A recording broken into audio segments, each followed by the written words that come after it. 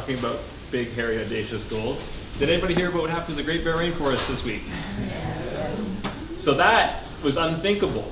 20 years ago when it was first conceived, the idea of having that level of protection, 85% of, I think it's over 6 million hectares of the world's greatest temperate rainforest is now protected from logging. And that almost got laughed out of the room when it was first proposed as, yeah, you're going to protect the entire coast of British Columbia from logging.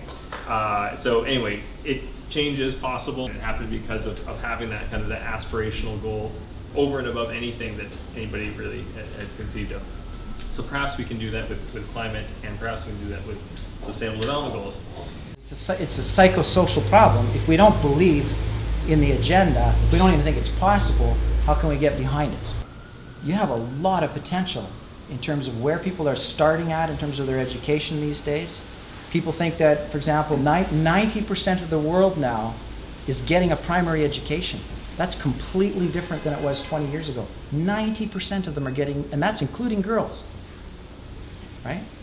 We have an internet which can move ideas around like that. So I'm at the meeting and climate change is happening and people were printing out the same night the announcement about McKenna. We can move an idea around quickly.